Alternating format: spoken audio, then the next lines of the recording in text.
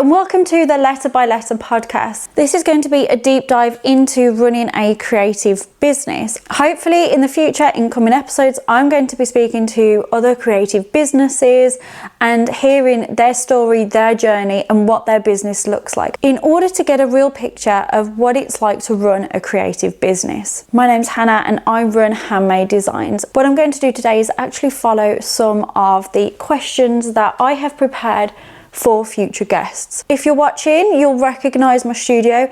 If you are just listening, for those of you at home, I'm sat in my vintage chair. I have got some of my artwork up behind me that I've created, some of my shop small. I've got my pins from other small business owners. It's all part of the studio which you've probably seen in the past.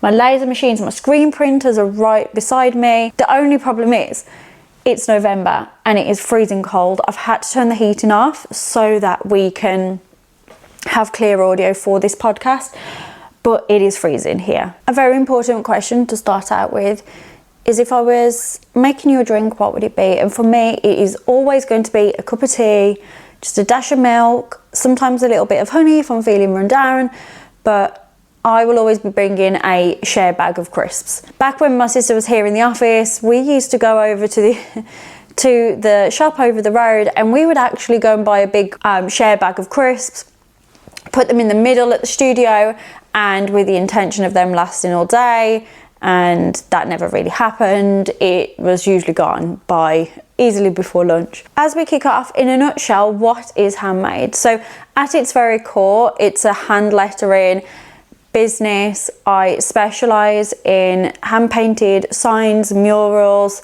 calligraphy, digital calligraphy, and that is at the very essence of what I do. The career and myself as Hannah does lend itself to marketing, but that does differ to the handmade business that is online. Hopefully in this podcast today you get to hear a little bit about the both and what they really are and how they have blended into the two.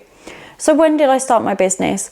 I started back in 2013, and it wasn't until getting towards the end of October and then going into the next year of 2014 that I started to really put my business online.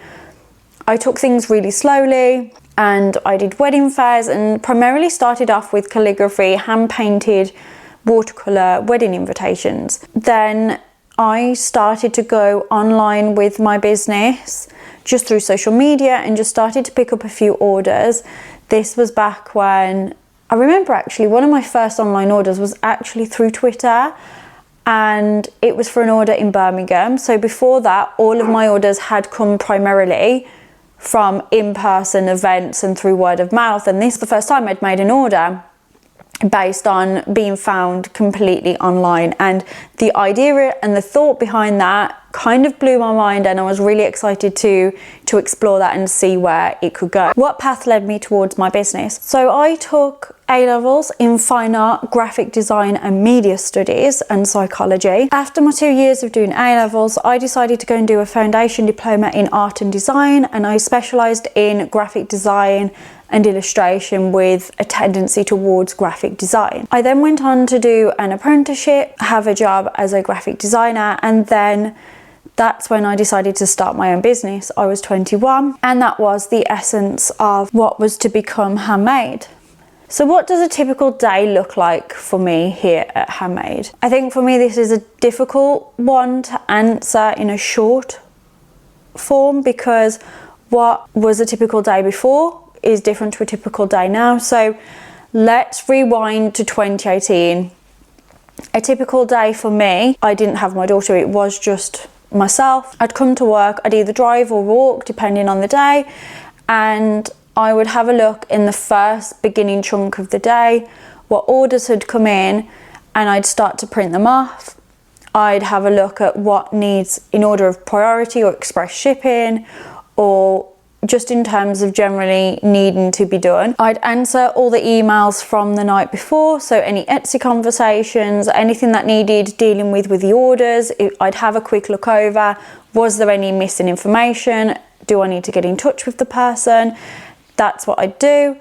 That was always like my first hour of the day. I'd then till around, this was about 8:30, 9 o'clock, until around 10, 10:30, I would then be typically doing all the design aspect of the work. Sometimes this would take me up to about 11 o'clock or so. Sit at my computer, I'd be in Illustrator, I'd be using my iPad, writing out the names, putting them into the software, doing the designs, and then getting everything ready to print. And that was either using my sublimation printer or the Cricut machine. Cricut? I've never had a Cricut. I meant Silhouette machine, or so either the sublimation printer or the Silhouette machine to cut the vinyl. That was always my next job. Sometimes I'd have help from either my dad or my sister. They'd be helping me out that day, and if so, they were either prepping the materials ready or they were weeding the materials and getting the orders ready. We'd then go on to printing for the next couple of hours. So I'd either be printing the products or on the laser machines or cutting out the designs, and then typically have lunch at around 1 o'clock-ish, because typically I'd go and have dinner with my nan and granddad, and I'd go and see them for a half an hour, 40 minutes, run some errands, run over to the shop, get them some more bread, whatever it is that they needed. And then I came back after dinner and we'd have a big packing kind of marathon, bring a cup of tea down and start printing out all the shipping labels. It always took a lot more time than what you think it's going to. I think I always kind of underestimate, even though it was a daily task. But yeah, I'd always aim to try and be done at around 3:30 to 4 o'clock so that we could make the post, because when I'd got to load the van up, load the dog, get to the post office, by the time you've done all that, you kind of lose like half an hour to 45 minutes when I'm locking up the studio, XYZ. So I was always wanting to do drop off at around 4:30. The postman for our local delivery office always came at around 4:25, 4:30, sometimes 4:45, and I always like to try and have them with them before their pickup. So that's why I always kind of ran to that time. And it always gave me a nice chunk of time to kind of be home before 5 o'clock, get my tea on, and then kind of chill out for the evening. Except I didn't used to chill out, because I was then building my brand online. I was doing any video editing and any kind of planning. I could selfishly do that a lot with my time back then, because it was just me and my partner, so there wasn't anything else really taking up my time other than generally just managing a household. Today, that looks completely different. A day in the life of Handmade runs at a much higher pace, and that's not through work, that's just through family life. It's earlier starts, we're up, we're out the door, with my daughter. We have got certain times with the school run to be out, but then that also means that I'm then got to start work, and when I start work I have to get ready and be going for the day. Now typically a lot of my work is content based, so since I closed my shop before I had my daughter, and then I did reopen it for a short time shortly after, but I don't primarily make many physical items at the moment. That is due to change because I am creating a Shopify store, which if you haven't already, check out in one of my most recent vlogs. I will put the link to it for you for anyone that wants to go back and watch that. But I will be opening a Shopify store and slowly just bringing in physical products again. But for the moment, a lot of it is content based, and personally with myself, there's the other aspect that I work with other creative businesses and other small and larger businesses. Now that might be one-off content, that might be, and this isn't from an influencer point of view, by the way, this is me working with them, with their company, in order to get the best exposure for their product. So a typical day here at Handmade Designs is getting up, seeing to breakfast for everyone, ironing uniform. I always say I'm going to do it Sunday night, and I don't. It lasts for a couple of weeks, so I'm there like running around, getting the clothes ready, we're out the door. And then when I start here, it's a case of getting together a plan of action of what I'm going to do, what materials have I got, what can I create, let's flick the camera on and start rolling. And before I know it, because school time is like 3 o'clock, I have to be done and ready to pick her up. And then I get home, we're putting tea on, we're having some downtime, we have a cuddle, we're reading whatever book she's reading at the moment at school, or play some games on the table, we get the art stuff out. The other day we had like watercolours, acrylics, poster paints, we had everything, and we hadn't even been home an hour. And then it's tea time, do bath, bedtime, and then when it comes to an evening, I will hop back on my laptop and do some of the more boring work that's just behind the scenes. I'm doing the Shopify at the moment, so it is just a case of inputting all the data and doing the tags, the titles, the descriptions, doing all of those things. And usually I'll put a cozy film on, but because I don't live by my studio, it's not a case of like coming here to paint. I typically do that in the daytime. Other days of the week are taken up with marketing for other businesses. So because I film non-disclosure stuff, because they haven't released a product yet, a lot of it I don't show, so I just keep my professional life under my name, completely separate to what is seen here.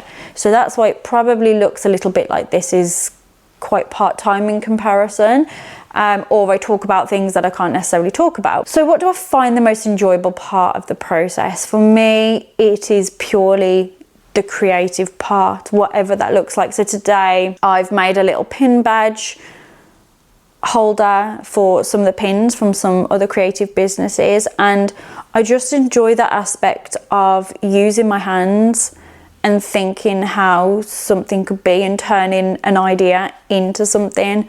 I love painting, absolutely love painting.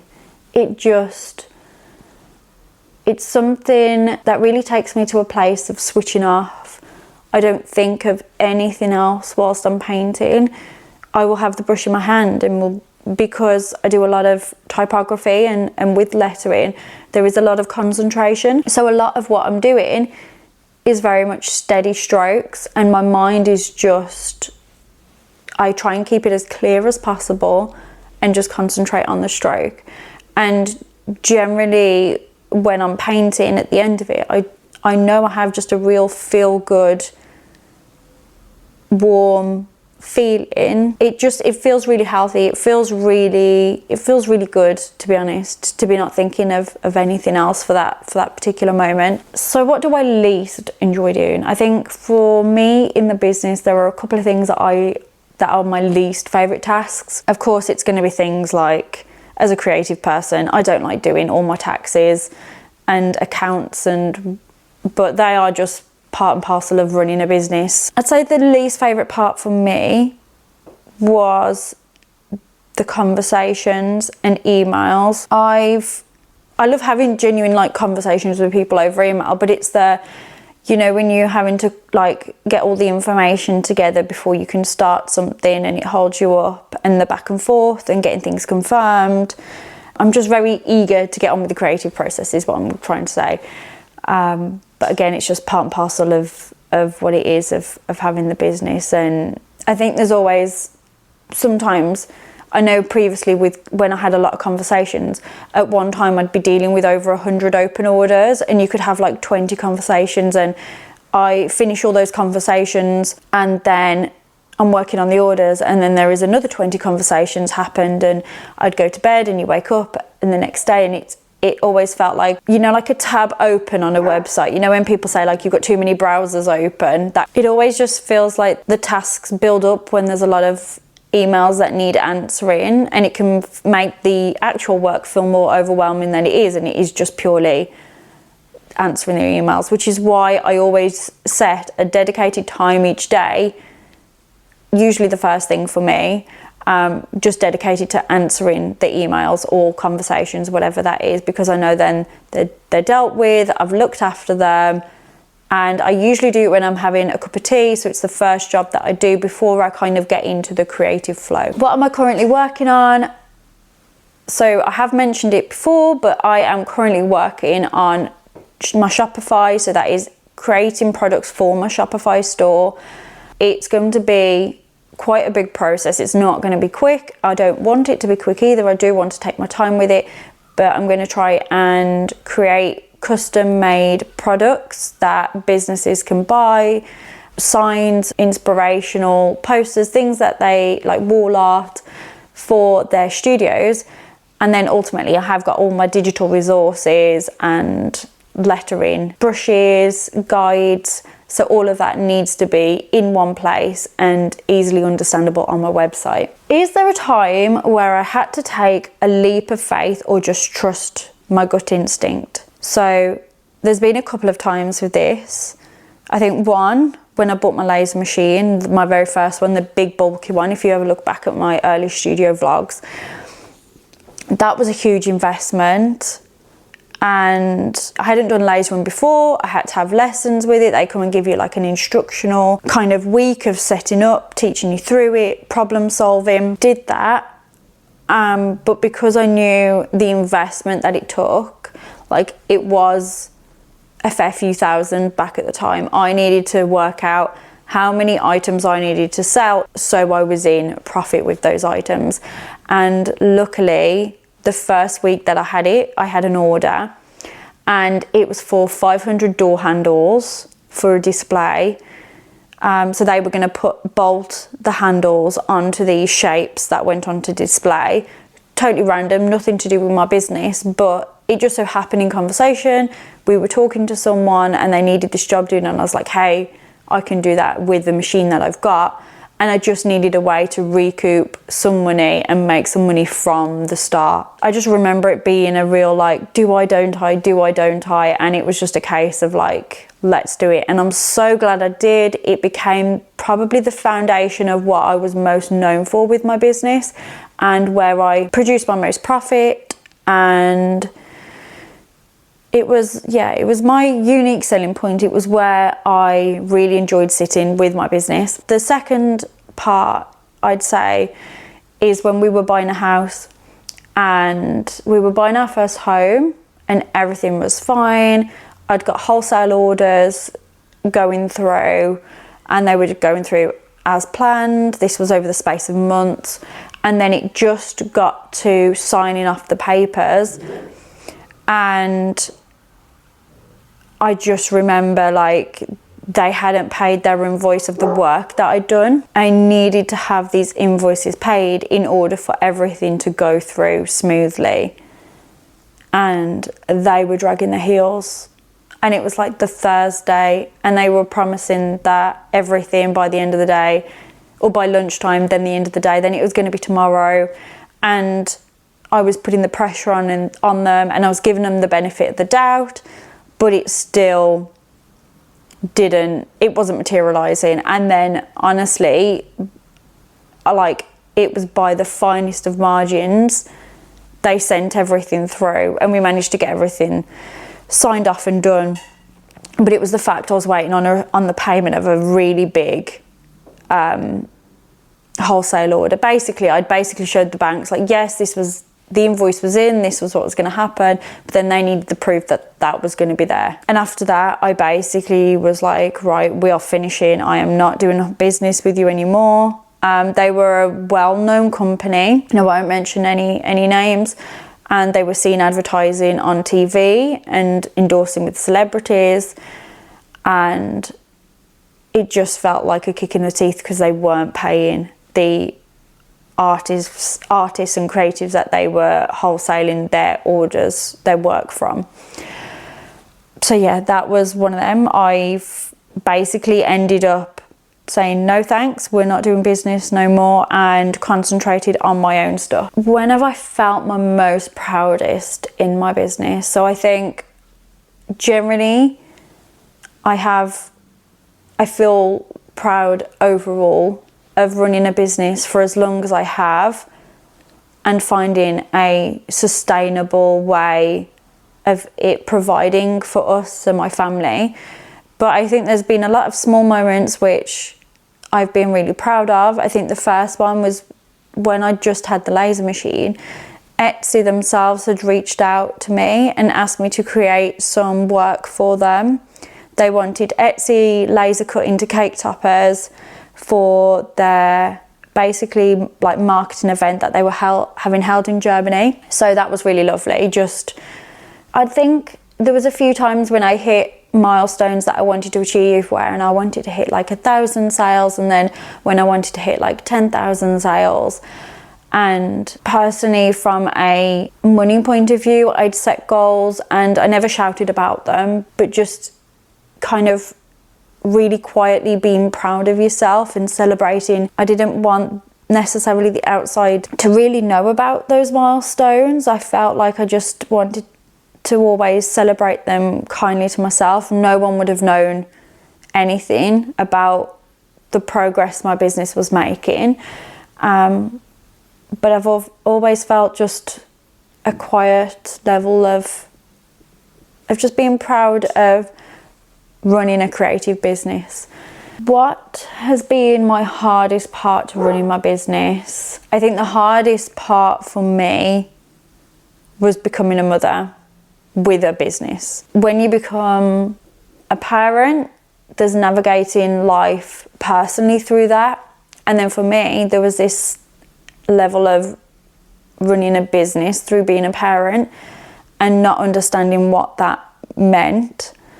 I know that because I grew up in a family business myself, we do things a little bit differently and things don't necessarily look traditional.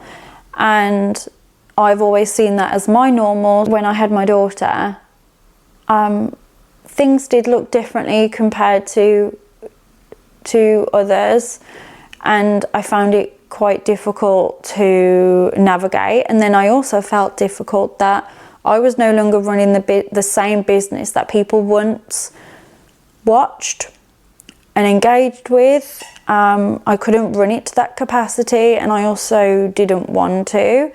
I was adjusting to wanting to take a slower approach to everything. My time is a lot more divided, and I just felt like the hardest part was always that I'd given everything to my business, every minute of every day possible.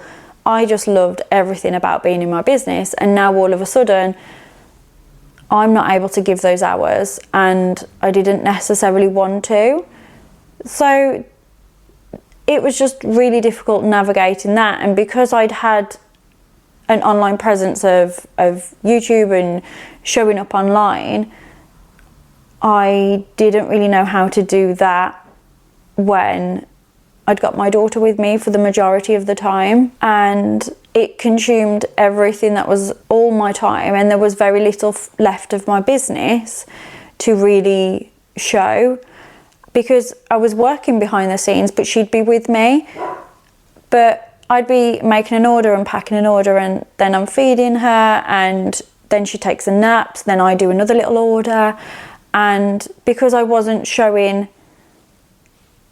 like her online to protect her and the privacy around that, there then wasn't really anything to show. Like, no one really wanted to come and see me at the studio just making 2 orders. And because the majority of my time had been getting her next feed ready, her nap, changing her, entertaining her, like taking her a walk and all of these things, and then suddenly it had like taken over like what felt like all my identity, and there wasn't much left of my business identity. So my next question is, what would you go back and tell your younger self about your business? And I think short and sweet for me, it would be just to, I know we say trust the process, but genuinely it's all going to work out, whatever that looks like. What you think you might want out of your business, you have to be willing to adapt and change and be open to that changing. I think at one point I wasn't open to the fact that that could change, and I was quite stuck in my way in how it needed to be. But the only way I've had growth is just by really being open and just being a lot more relaxed about the process and enjoying the process. And when I'm not in my business, just taking a real step back from it and being completely switched off from it, so that when I do approach my business, I do have a clearer mind and more energy to give to it. It doesn't feel like a constant loop of my business in my life. It feels very much like more of a boundary. Well, I'll say more of a boundary. There's a lot bigger boundaries now around my work and around my home and personal life. So dreaming big, what would my brand look like? So for me, Handmade, if I could sit here now, money's no object, dream as big as possible, I would love to set up a craft workshop space that is almost a little bit coffee shop, a little bit like browse the books while you have a coffee. We've got inspirational books, we've got fine art books, we've got reference books for textiles or typography, whatever you want to call it, and host wellness workshops and marketing for businesses, and have the space as a real kind of soft drop in and use the equipment. I have equipment that I know I can help people use with their business, and they could maximize what they can use without having to make the investment. So it could be that they just need to use the laser machine for an hour and they have all their designs ready, and then they bring those designs to the studio and laser cut for an hour or use the embroidery machines. So they still get the control of making it themselves, but without the hassle of having the investment in the equipment. And also just that general support and networking and connecting them with other businesses and other ideas. And what I'd love it to be like is coming into your favorite art class as a child, and there's paints, there's fabrics, there's scissors, there's tools, there's wood, everything that you can imagine, that you can think of to use, with a bunch of like-minded people, bouncing ideas off, sharing some snacks, having a hot drink. You've got books for reference. Yeah, that's what I'd absolutely love. And finally, where can you find my products? Now, you can find everything under handmadedesigns.net, but there isn't much on there because we're on stage 1 of starting a Shopify store. So you can head there, but there won't be much there at the moment. But primarily for myself, you can find me mainly here on YouTube. This is where I put primarily all of my information. Yeah, coming up, I'm hoping to do a similar interview style with some guests. Yeah, if it sounds like something you'd like to stick around for, or you'd also like to be featured, let me know and drop me an email at info@handmadedesigns.net, or head to my website and hit the contact form and get in touch, because I would love to have you on the show.